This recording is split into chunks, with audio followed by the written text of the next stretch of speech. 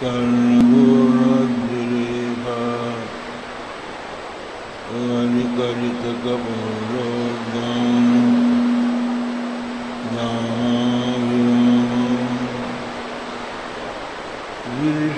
गिरिशगिरिसुताभ्यां लालितं नित्यमङ्के सजनभरणशीलं श्रीये विघ्नराजम् योऽन्तःप्रविश्य मम वाचमिमां प्रसुप्तां सञ्जीवयत्स शिरशक्तिधरस्वधाम्ना अन्याश्च हस्तचरणश्रवणत्वगादीन् प्राणान् नमो भगवते पुरुषाय तुभ्यम् तद्दिव्यमव्ययं धाम सारस्वतमुपास्महे यत्प्रसादात् तुरीयन्ते मोहान्धतमसत्सटाः। श्रीराम जय राम जय जय राम।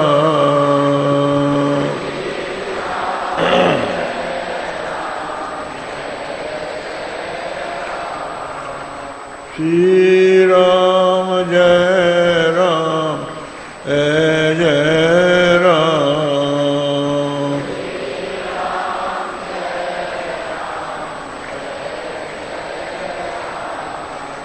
श्रीराम जय राम जय जय राम।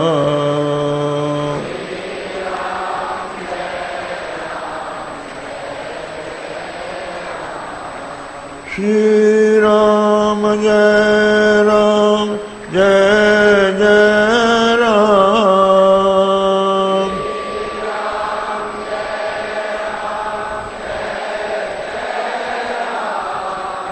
श्रीराम जय राम जय जय राम।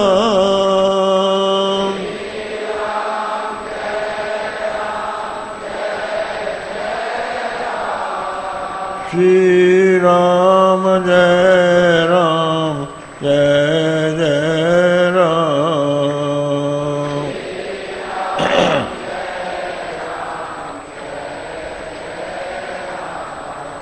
श्रीराम जय राम जय जय राम।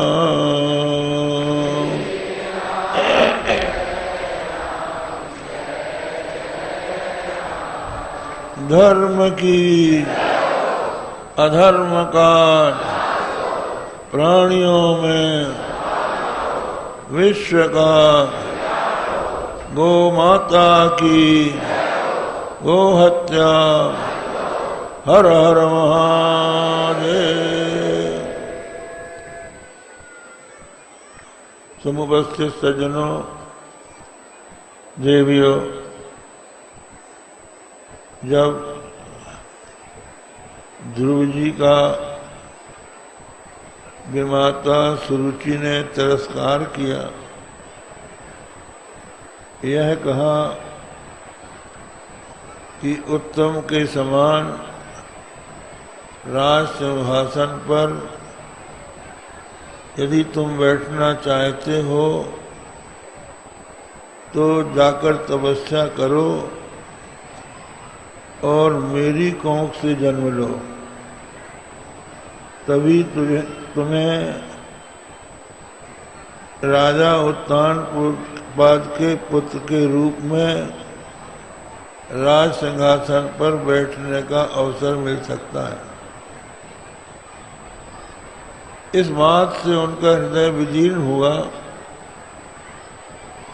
और वे अपनी माता के पास जाकर रोए। माता ने एक बड़े तत्व की बात बेटे को समझाई कि धर्मार्थ काम मोक्षाणाम ये इच्छे आत्मनः एकमेव हरे तत्र कारणम पाद सेवनम। धर्म अर्थ काम मोक्ष, या जो भी व्यक्ति अपना कल्याण चाहता है, आत्मना श्रेयः इच्छेत, अपनी आत्मा का श्रेय कल्याण जो चाहता है, एकमेव हरे तत्र कारणम पाद सेवनम, तो ये एकमात्र भगवान के चरण कमलों की सेवा से प्राप्त हो सकता है। इस बात को ध्रुव जी ने पकड़ लिया और यही बात सबके ऊपर लागू होती है। जो व्यक्ति विपत्ति से मुक्त होना चाहता है वह भगवान का आश्रय लेता है, भगवान से प्रार्थना करता है। जो किसी कामना को पूर्ण करना चाहता है तो वह भगवान का आश्रय लेकर उसकी पूर्ति कर सकता है। और तीसरी बात, जो अपना कल्याण चाहता है, श्रेय चाहता है। संसार में दो चीजें हैं, एक प्रेय और दूसरा है श्रेय। प्रेय उसको कहते हैं जो हमको प्रिय तो लगता है लेकिन पश्चात अप्रिय हो जाता है। प्रिय तो लगता है किंतु हमारे लिए कल्याणकारी नहीं है। तो संसार के जो भोग हैं वो प्रेय हैं। इन प्रेयों से मनुष्य को जन्म मरण से छुटकारा नहीं मिल सकता। ये बंधन में डालने वाले हैं। हेतु फलात्मक संसार। जब आप किसी विषय से प्रेम करेंगे तो आपके हृदय में राग होगा। सुखानुशयी रागः, जिससे हमको सुख मिलता है उससे हमारा राग हो जाता है। और दुखानुशयी द्वेषः, जिससे हमारा द्वेष होता है, जिससे हमको दुख मिलता है उससे द्वेष हो जाता है। आप देख लीजिए, कोई व्यक्ति है, अपना स्वजन है, संबंधी है, यदि आपको वो सुख देता है तो उससे आपका राग हो जाता है। और यदि वही दुख देने वाला हो जाए तो उससे द्वेष हो जाता है। उदाहरण के लिए समझ लीजिए कि आपका बेटा जन्म लिया, आपने उसको पढ़ाया लिखाया, योग्य बनाया और व्यवसाय से लगा दिया, अच्छी नौकरी दिला दी और काम धाम करने लगा। फिर आपने उसका विवाह कर दिया, बाजे गाजे से बारात लेकर आप पहुंचे, बहू को लेकर आए, सासू बड़ी प्रसन्न हुई। नववधू के आने पर उसने हर्ष मनाया। जब उसने प्रणाम किया तो आशीर्वाद दिया, देवताओं के दर्शन कराया, बड़े बूढ़ों से आशीर्वाद दिलाया और बोली कि बहू रानी, अब तुम्हें कुछ करने की आवश्यकता नहीं है, तुम तो आराम से बैठी रहो, घर का काम हम संभाल ही रहे हैं। बहू रानी ने सोचा बड़ी अच्छी सासू मेरी, प्रसन्न हो गई। उसके बाद सासू जी थक गई, कहने लगी बहू इस घर को मैंने बहुत दिनों तक संभाला, अब तू संभाल। तो उसने संभालना शुरू किया। अब संभालते संभालते उससे कुछ गलती होने लगी तो सासू टोकने लगी। तो कुछ दिन तक तो बहू चुप रही। उसके बाद उसने भी जवाब देना शुरू किया, उसका भी मुंह खुला। तो सासू झल्लाई और अपने पति से, बहू के ससुर से बोली, ये बहू नहीं है, ये मिर्चा है। ऐसे शब्द बोलती है कि हमारा दिल जंजरा जाता है। ससुर समझाते हैं कि देखो अभी पराए घर की लड़की है, सिखा लो, धीरे धीरे सीख जाएगी। एकाएक तुम कैसा सोचती हो? लेकिन बार बार जब झगड़ा होने लगता है, वाद विवाद बढ़ जाता है, तो उसकी शिकायत सुनते सुनते ससुर कहता है बेटे से कि बेटा अपनी बहू को संभाल,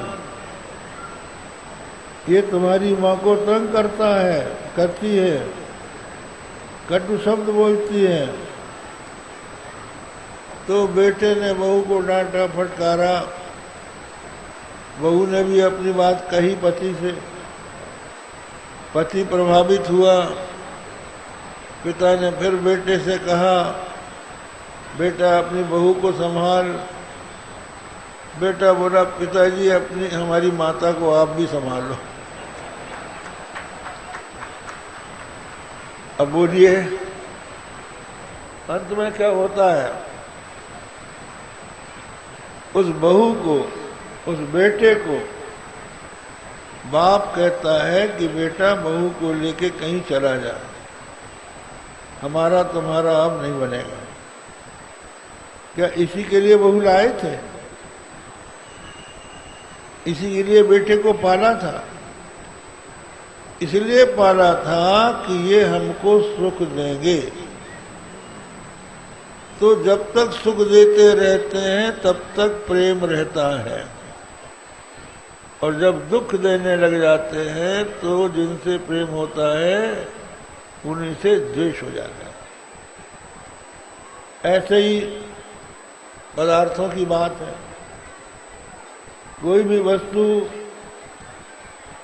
कभी हमको अच्छी लगती है, लेकिन कभी कभी फिर उससे अरुचि हो जाती है।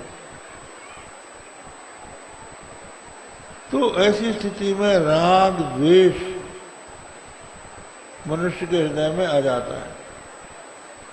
तो जिससे राग होता है उसको प्राप्त करने के लिए कर्म करता है, और जिससे द्वेष होता है उससे बचने के लिए कर्म करता है। तो कर्म करने लगता है तो कर्म के फलस्वरूप जन्म लेना पड़ता है, क्योंकि सुख दुख का अनुभव बिना शरीर के हो नहीं सकता। शरीर से ही सुख दुख की अनुभूति होती है। शरीर ही भोगा या तन है, इसमें बैठकर ही हम लोग सुख दुख का अनुभव कर सकते हैं, अन्यथा नहीं कर सकते। एक बार एक मुस्लिम सज्जन हमारे पास आए। हमारा गीता का प्रवचन चल रहा था, तो हम बता रहे थे गीता में भगवान ने अर्जुन से कहा बहूनि में व्यतीतानि जन्मांतव चार्जुनो तान्यहम वेद सर्वाणि न तम वेत्थ परंतप। हे अर्जुन, मेरे तेरे अनेकों जन्म हो गए, मैं उनको जानता हूं, तू नहीं जानता। इस बात को सुनकर वो हमसे एकांत में मिले, बोले आप लोग पुनर्जन्म मानते हैं? हम लोग तो पुनर्जन्म नहीं मानते। हम लोग तो ये मानते हैं कि खुदा ने संसार बनाया, ये संसार बन गया और एक दिन कयामत आएगी। तो जो जीव संसार में जन्मे हैं वो मरेंगे तो उनको कब्र में गाड़ दिया जाएगा, वो कब्र में कयामत तक पड़े रहेंगे, उनका जन्म नहीं होगा। कयामत के बाद ये जितने भी कब्र में गड़े हुए हैं उनकी रूहें निकलेंगी और वो रूहें खुदा के सामने पेश की जाएंगी। तो जिसने अच्छा काम किया है, जिसका ईमान मुसल्लम रहा है, वो मुसलमान, उसको बहिश्त मिलेगा, जन्नत मिलेगी। और जिसने धर्म का उल्लंघन किया है उसको दोजख की आग में हमेशा हमेशा के लिए झोंक दिया जाएगा। ये हमारा धर्म कहता है। फिर जन्म तो नहीं होता।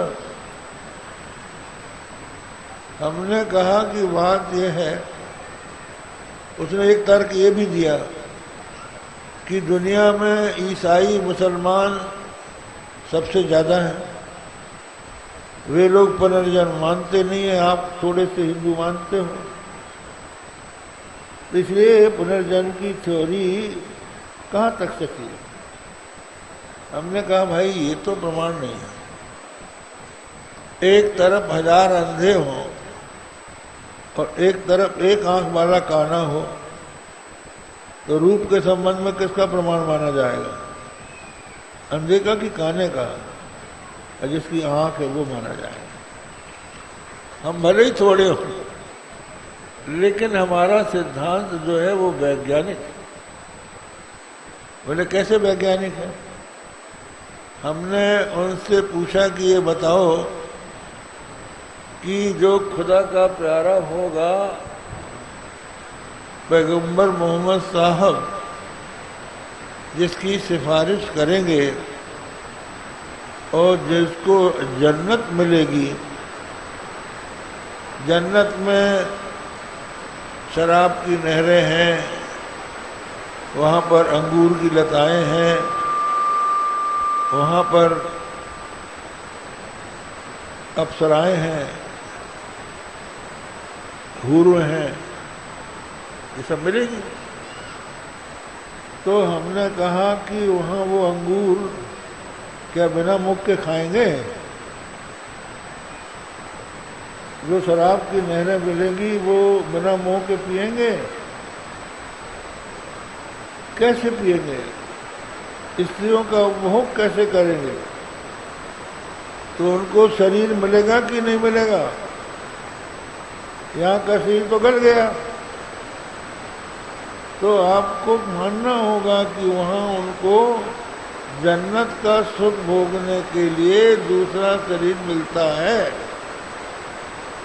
और इसी तरह से दोजख की आग में जो झोंका जाएगा और हमेशा हमेशा के लिए झोंका जाएगा, तो हमारे आपके इस शरीर को अगर आग में झोंक दिया जाए तो वो 2 क्षण में जल जाएगा, अगले क्षण में तो वो रहेगा ही नहीं। तो उसको ऐसा शरीर मिलेगा जो जीवित तो रहे लेकिन जलने का अनुभव करे। उसको नारकीय शरीर मिलेगा बंधु। तो पुनर्जन्म तो तुमने भी मान लिया। बोले हाँ ये बात तो ठीक है। तो कहने का मतलब यह है कि शरीर के बिना भोग नहीं हो सकता, तो जब मनुष्य कर्म करेगा तो कर्म के फलस्वरूप उसको जन्म मिलेगा, और जब जन्म मिलेगा तो मौत मिलेगी, क्योंकि जातस्ति ध्रुवो मृत्यु, जिसका जन्म होता है उसकी मृत्यु निश्चित रूप से होती है।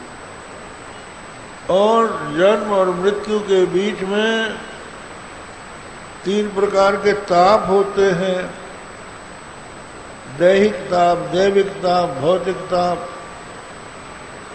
शरीर में रोग हो जाते हैं, अनेकों प्रकार के रोग हो जाते हैं, कई रोग साध्य होते हैं, कई असाध्य होते हैं, बड़ा कष्ट देते हैं। मन में चिंताएं होती हैं, जो भी शरीरधारी है कोई न कोई उसको चिंता रहती है। बहुत से लोग हमारे पास आते हैं, अपनी चिंता बताते हैं। कोई ऐसा नहीं है जिसको कोई चिंता ना हो। राष्ट्रपति को भी चिंता रहती है कि अगले टर्म में हम होंगे कि नहीं होंगे, प्रधानमंत्री को रहती है, MP को रहती है, MLA को रहती है, मिनिस्टर को रहती है, सबको चिंता रहती है, व्यापारी को रहती है, सबको रहती है कि कल हम क्या खाएंगे। चिंता सांपिनी काहि न खाया, को जग जाहि न व्यापी माया, आधिस्तु मानसी व्यथा। कभी कभी तो बिना कारण के मनुष्य परेशान रहता है, सब कुछ है लेकिन परेशान है। कोई बात मन में रात को याद आ गई, उसी घूम रही है और नींद खराब हो रही है।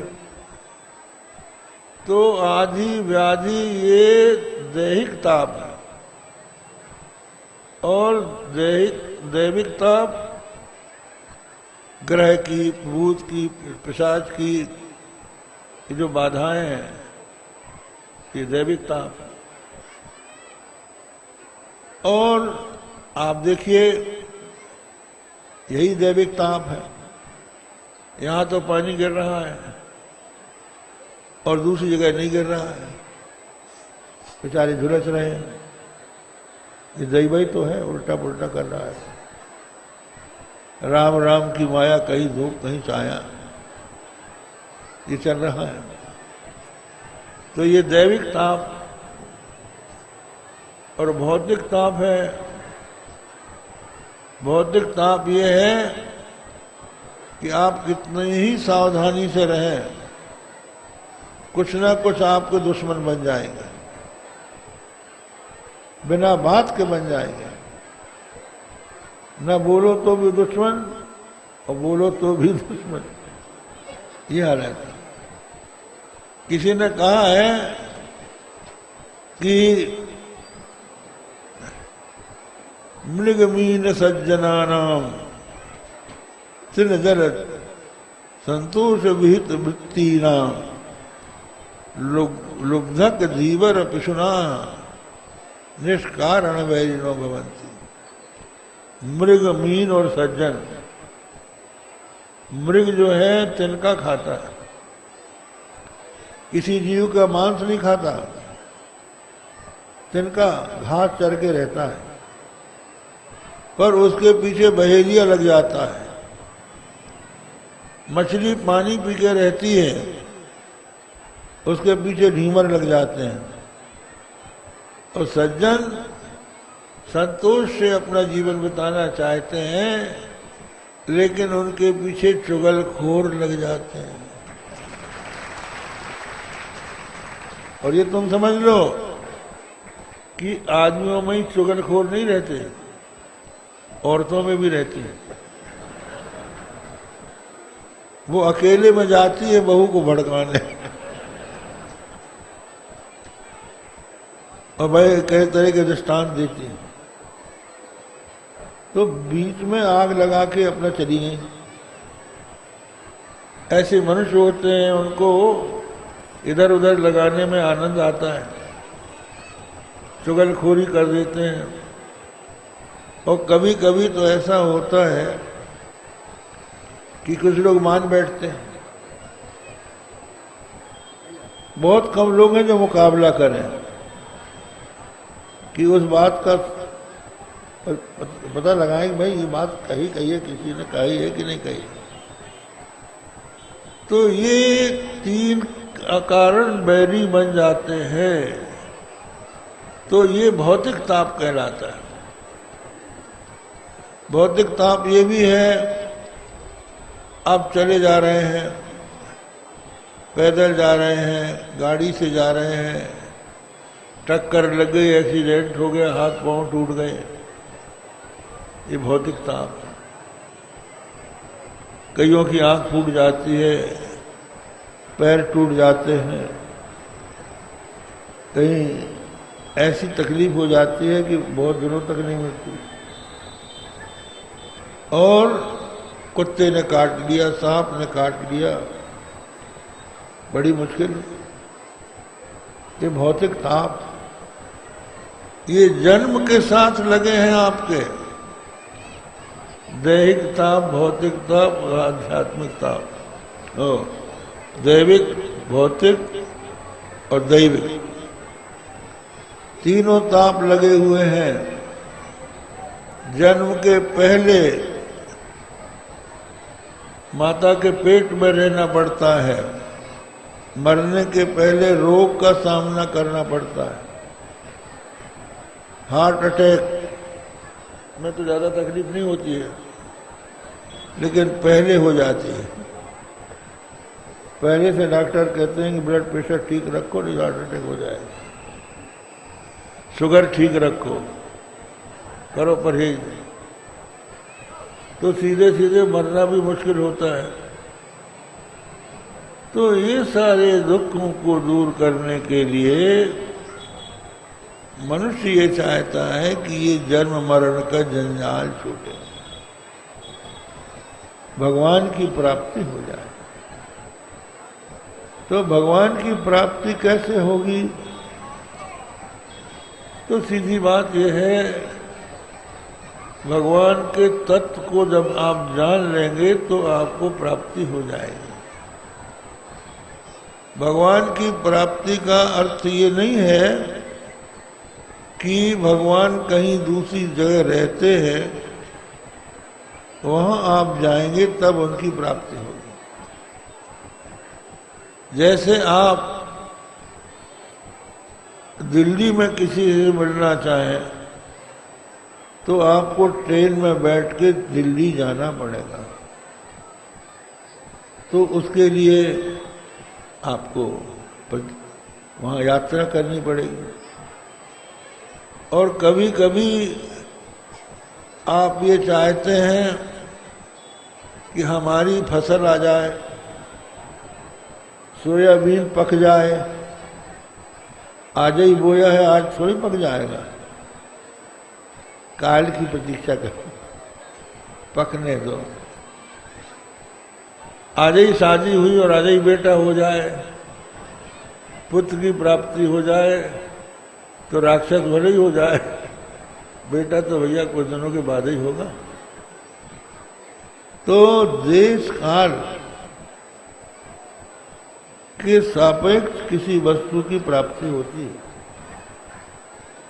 लेकिन परमात्मा को प्राप्त करने के लिए देश काल की अपेक्षा नहीं।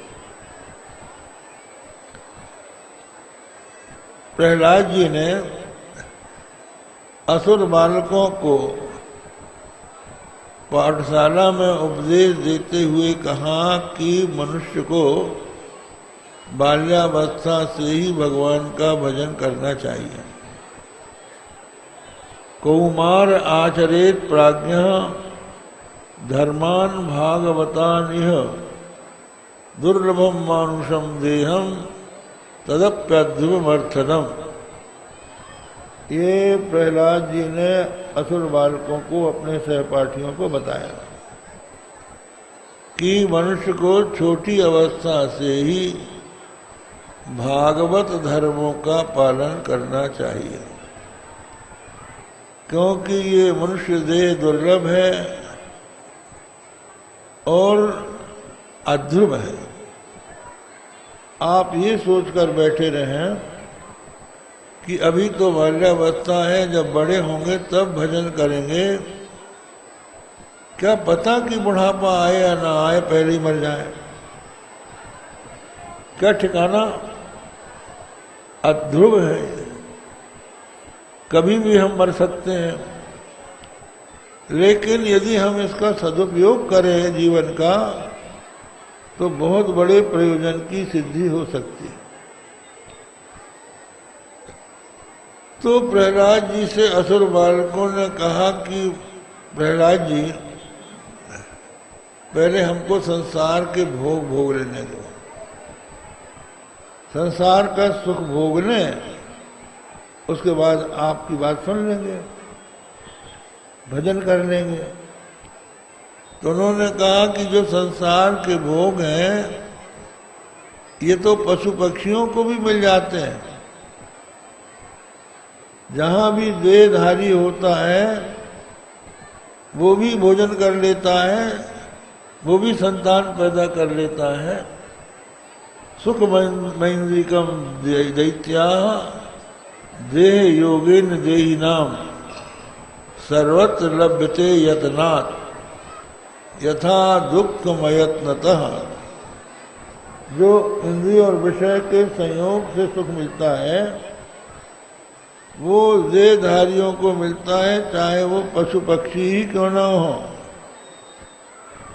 जैसे और फिर वो बिना यत्न के मिल जाते हैं।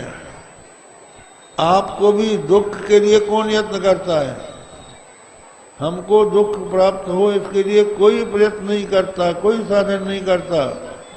लेकिन जैसे वो अपने आप आ जाता है वैसे ही सुख भी अपने आप आ जाएगा, उसके लिए प्रयास की आवश्यकता नहीं। तो उन्होंने ये कहा कि भगवान को प्राप्त करना बहुत बड़े प्रयास से होगा। नहीं अच्युतम प्रीणयतो बहमायासो सुरात्मजा। प्रहलाद जी ने कहा कि भगवान से प्रेम करने के लिए बहुत बड़े प्रयास की आवश्यकता नहीं है, क्योंकि वे सबकी आत्मा है। आत्मत्वात् सर्वभूतानाम, अपनी आत्मा से सबको प्रेम है, वो हमारी अंतरात्मा है। और सिद्धत्वादि सर्वतः, उनको पाने के लिए कहीं जाना नहीं है, वो यही है और अभी है, और उनको उत्पन्न भी नहीं करना है, वो इस समय है। इसलिए देश काल की वहां अपेक्षा नहीं है, आवश्यकता है उनके बोध की, ज्ञान की। ज्ञान हो जाए तो भगवान की प्राप्ति हो जाए। भगवत तत्व विज्ञान और भगवत प्राप्ति दोनों एक ही है। तो उस ज्ञान को प्राप्त करने के लिए भगवान का ही आश्रय लेना पड़ेगा, क्योंकि भगवान को जानना भगवान की कृपा के बिना संभव नहीं होता। क्योंकि सबसे पहली बात तो ये है कि भगवान को जानने की पहले हमारे मन में इच्छा उत्पन्न हो, जिज्ञासा। ज्ञातुम इच्छा, जिज्ञासा, परमात्मा को जानने की इच्छा आपके मन में हो। तो परमात्मा को जानने की इच्छा कब होगी? जब सांसारिक विषयों को जानने की इच्छा समाप्त हो जाएगी। जब उनको जानना चाहोगे तो परमात्मा को जानने की इच्छा क्यों होगी? तो ऐसी स्थिति में आवश्यक है कि हम परमात्मा को इस रूप में समझें कि जो हम चाहते हैं, सुख चाहते हैं, शांति चाहते हैं, वो परमात्मा के प्राप्त होने पर ही मिल सकती है। और ये तब पता लगेगा जब मनुष्य सत्संग में बैठे। सत्संग से उसको ज्ञान होगा और ज्ञान होने पर भगवान से उसका प्रेम होगा। इसलिए भगवत भक्ति का मुख्य साधन सत्संग बताया। वो स्वामी तुलसीदास जी बोले, असहरि भक्ति सुलभ सुखदाई, सो बिनु सत्संग न काहू पाई। कहते हैं जो भक्ति सुलभ और सुखदाई है, लेकिन बिनु सत्संग न काहू पाई, बिना सत्संग के किसी को नहीं मिलती। अस विचारी जो करी सत्संगा, अस विचारी जो कर सत्संगा, राम भगति तही सुलभ विहंगा। ऐसा विचार करके जो सत्संग करता है उसको भगवान की भक्ति सुलभ हो जाती है। सत्संग जो है मनुष्य का कल्याण करता है। आप चाहे जैसे भी हो अच्छे लोगों के पास बैठना शुरू कीजिए, वो आपको अच्छे मार्ग में लगा देंगे। सत्पुरुषों का स्वभाव है कि वो श्रेय में लगा देते हैं। एक व्यक्ति था जो कभी नहाता ही नहीं था, स्नान से उसको दुश्मनी थी, पानी नहीं छूता था, तो कई दिनों से बिना स्नान के रहता था। एक बार पर्व आया, लोगों ने कहा गंगा किनारे त्रिवेणी में कुंभ मेला लगा है भाई, चलो तुम भी स्नान कर लो। भाई हम स्नान तो करते नहीं, 50 साल हो गए हमने आज तक स्नान नहीं किया। तो कहा चलो मेला देख लो। कहा मेला देख लेंगे। उसको मेला दिखाने के लिए लोग ले गए, मेला इधर उधर घुमाया। उसने कहा जब इतनी दूर आ गए हो तो गंगा का दर्शन तो कर लो, मत नहाना, देख लो, इससे क्या जाता है। हाँ का दर्शन कर लेंगे।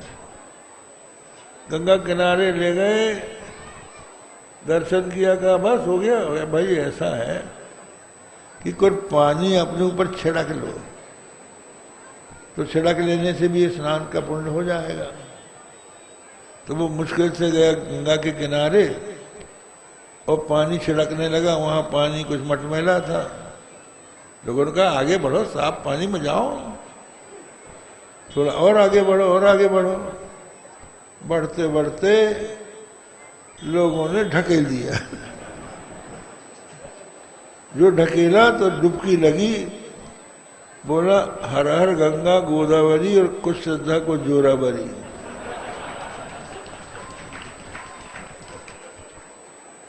हर हर गंगा गोदावरी। अब सोचाइए अब तो स्नान हो ही है, अब क्या करें। तो अच्छे लोगों के संग से आप उनकी दोस्ती में किसी तरह से भी यहां आ जाए, बैठ के कुछ सुन लें तो कुछ ना कुछ तो कान में पड़ ही जाएगा और वो आपके काम में आएगा। एक राज्य था, उस राज्य में एक चोर रहता था। चोरी करना, डाका डालना उसका काम था और उस काम में वो बड़ा चतुर था कि चोरी करो और पकड़े न जाओ। उसके 4 लड़के थे, उसने चारों को चोरी करने की विद्या दी और कहा बेटा दक्षिणा दो, हमने तुमको चोरी कला सिखाई है। ये चोरी भी एक कला है, चोरी कला। कहते भगवान श्री कृष्ण भी चोरी कला के पंडित थे, कैसे चोरी करना चाहिए वो जानते थे। एक दिन हम लोग सुन रहे थे, गोपियां सवेरे सवेरे उठ के दही बिलो रही थी, मक्खन निकाल निकाल के मटके में रख रही थी। तो भोर में उठने के कारण उन्होंने दिया जला रखा था, उजेले में दही मंथन कर रही थी। इतने में भगवान श्री कृष्ण गए और दिया में फूंक लगाई, बुझ गया और मक्खन उठा कर ये होता है। तो कहने का मतलब यह है कि भगवान की जो लीलाएं हैं वो कला की बात है। कैसे चोरी करते थे इसका वर्णन आप भागवत में सुनते हैं। ऐसे हमारे यहाँ एक चोरी के आचार्य हो गए, उनका नाम था कफल, कफल नाम था उसका। कहते हैं तिस्रो भारिया कफल रस दाहिनी मोहिनी सती तासाम स्मरण मात्रेण चोरो गच्छति निष्फला। कफल नाम के आचार्य थे, वो चोरी की कला के महान पंडित थे। उनकी 3 स्त्रियां थीं, दाहिनी मोहिनी और सती। तो कहते हैं उन स्त्रियों का स्मरण कर लो तो चोर निष्फल होके जाता, घर में आए भी तो भी उसको कुछ नहीं मिलता। तिस्रो भारिया कफल रस याद कर लो, दाहिनी मोहिनी सती तासाम स्मरण मात्रेण चोरो गच्छति निष्फला। एक जगह हम ये सुना रहे थे और एक कुतर्की बैठा था, उसने हमारे खड़ाऊ गायब कर दिए। अब हमारा प्रवचन खत्म हुआ तो खड़ाऊ ढूंढे तो मिले ही ना।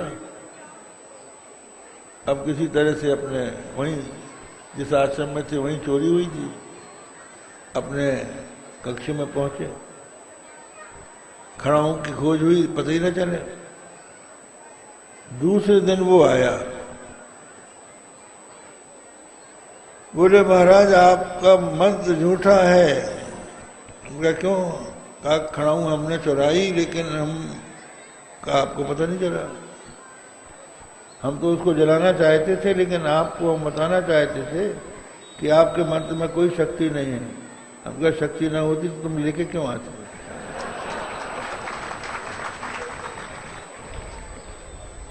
तो कहने का मतलब यह है कि चोरी भी एक कला है।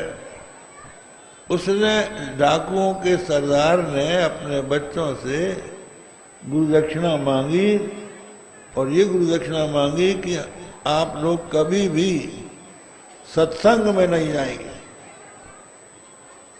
और किसी कारण अगर सत्संग कहीं होता हो वहां से निकलना पड़े तो कान मूंद लेंगे कि जिससे सत्संग का एक भी शब्द कान के भीतर न जाए।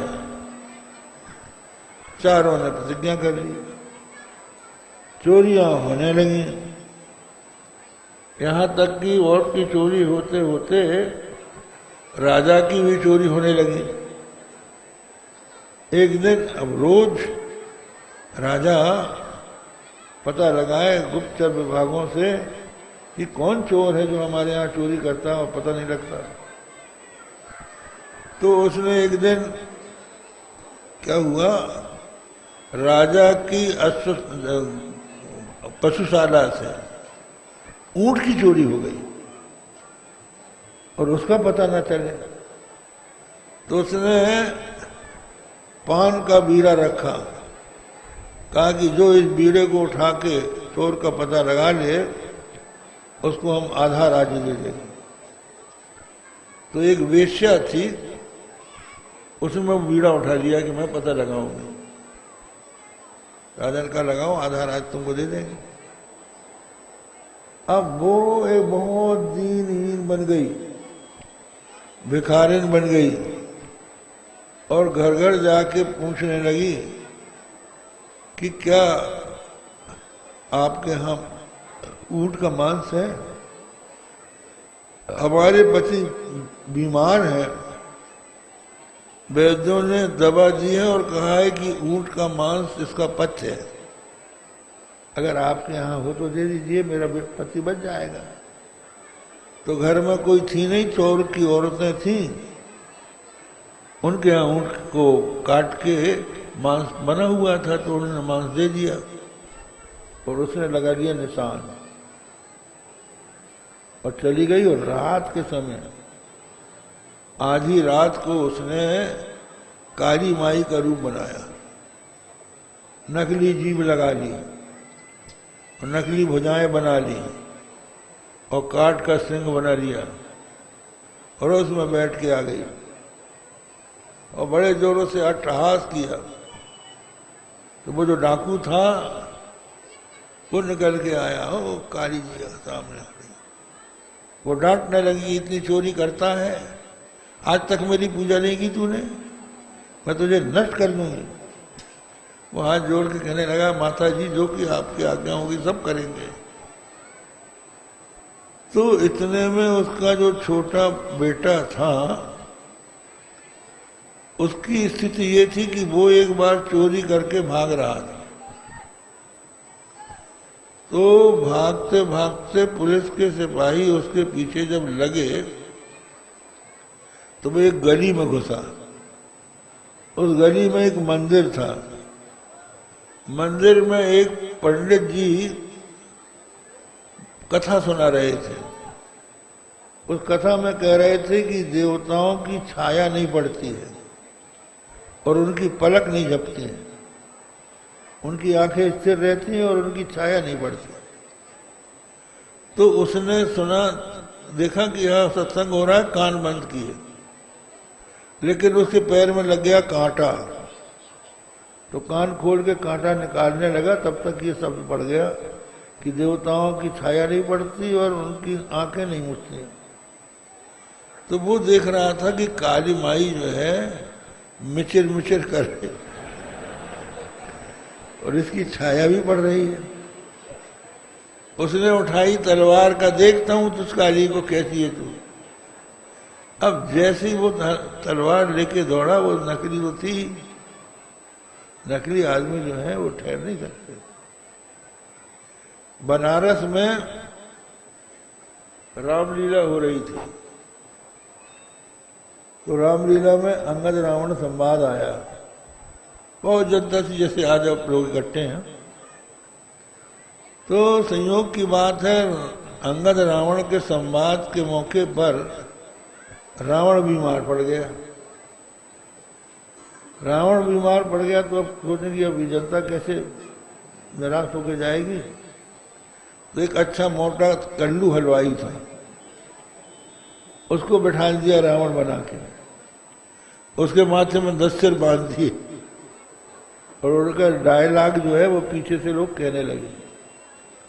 और अंगद जो था वो सदा सदाया था, वो अपना पहुंचा और बात करते करते अंगद ने उठा के घूसा जो लपका रावण की तरफ। तो कल्लू हलवाई बोला कि हुजूर हम रावण नहीं है, हम कल्लू हलवाई है। सारी पोल खुल गई। ऐसे ही काली माई की जीभ कहीं गई, सिंह कहीं गया, हाथ कहीं गए और उन्होंने उसने उसका झोंटा पकड़ा और किवाड़ में बंद करके कहा भागो हम यहां से। तो वहां से लोग भाग के दूसरे राज्य में पहुंचे। वहां जाके चैन की सांस ली। बाप ने पूछा, बेटा ये तो बड़ा धोखा था, तूने पहचाना कैसे? बोले आपने तो सत्संग में जाने से मना किया था, लेकिन इस तरह से सत्संग बिना इच्छा के हो गया, उससे आज हम लोग बच गए। तो अब तो सत्संग ही करना चाहिए। वो सत्संग करने लगा और बुद्धि शुद्ध हो गई और अच्छे रास्ते पर लग गया। अस विचार जो करे सत्संगा, राम भगत ते सुलभ विहंगा। तो जो अच्छे लोग हैं वो स्वयं तो अच्छे काम करते ही हैं, साथ ही साथ दूसरे अपने साथियों को, मित्रों को भी अच्छे काम में लगाते हैं।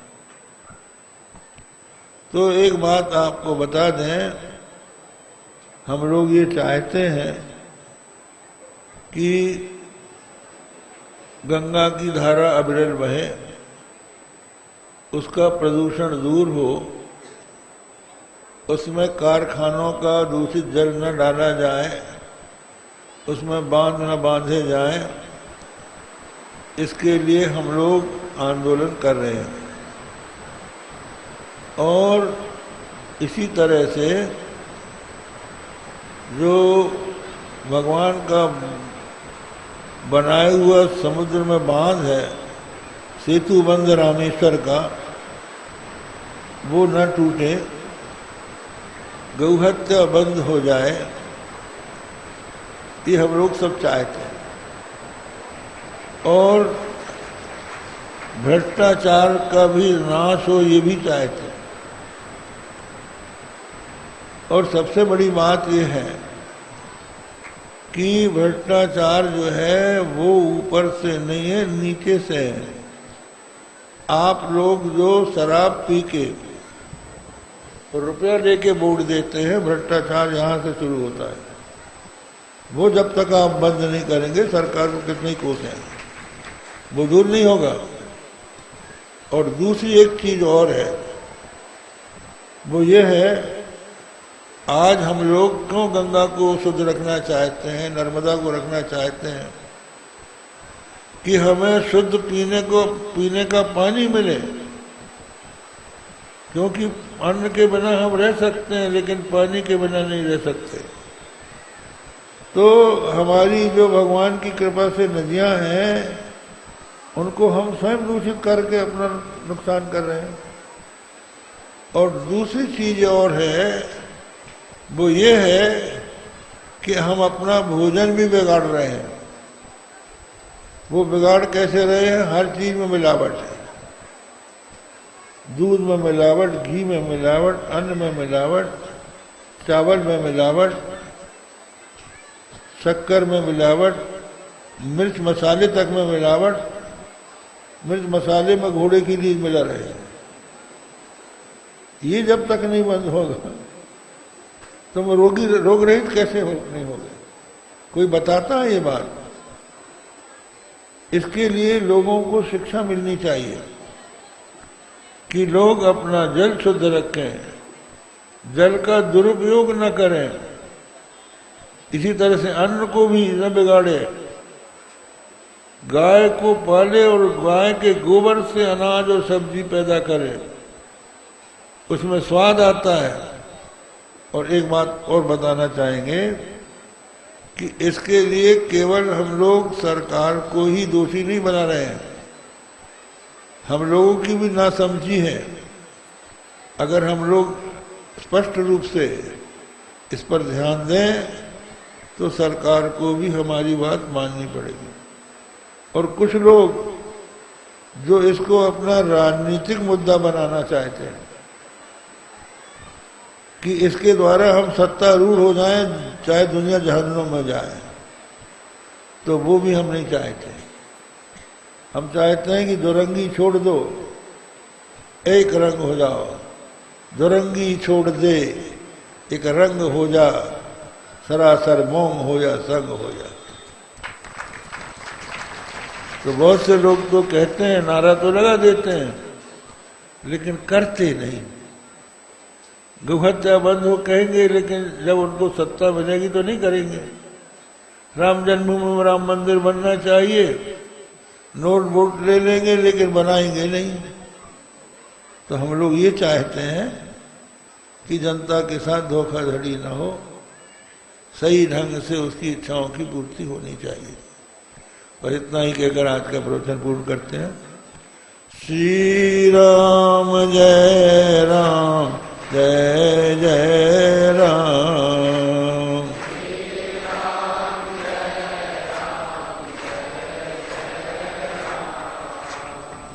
हाँ, एक बात हम और बताना चाहते हैं कि हम लोग गंगा को अविरल बहे, निर्मल बहे, इसके लिए आंदोलन कर रहे थे। इसके लिए हम जंतर मंतर में गए थे धरना देने, और बहुत से लोग बनारस में अनशन कर रहे थे, जल छोड़कर बैठे थे। उनमें 2 महिलाएं थीं, शारदांबा और पूर्णांबा, वो मरणासन्न हो गई थी। तो हम बनारस में गए और केंद्रीय मंत्री श्री प्रकाश जायसवाल आए। उन्होंने आश्वासन दिया, 3 महीने का समय हमसे मांगा। तो हम लोगों ने उनका समय विश्वास करके उनका अनशन तोड़ा दिया। अब अगर 3 महीने के बाद गंगा के लिए कुछ नहीं हुआ तो हम लोगों को फिर वहां चलना पड़ेगा। उसके लिए तैयार रहिए। श्री राम जय राम, जय जय राम।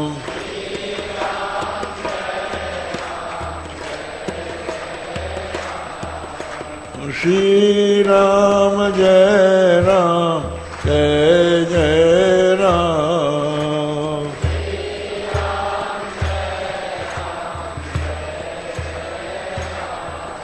प्यारे जरा तो मन में विचारो,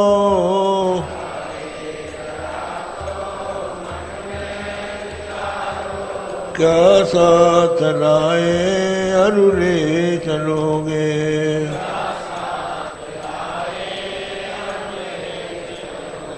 जाता सदा साथ यही पुकारो,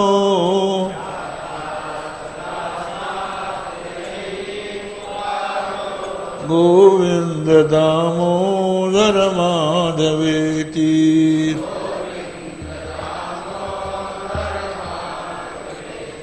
गोविंद दामोदर माधवेति।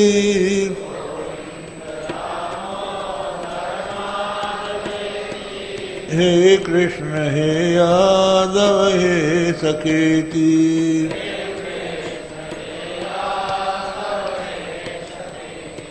श्री कृष्ण गोविंद धरे मुरारे,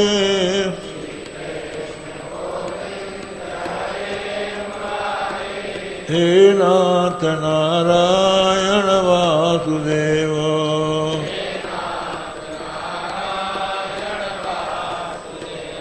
श्री कृष्ण गोविंद हरे मुरारे,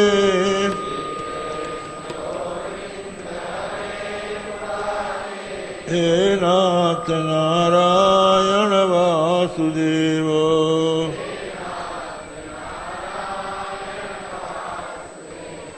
धर्म की अधर्म का प्राणियों में विश्व का गो माता की गोहत्या।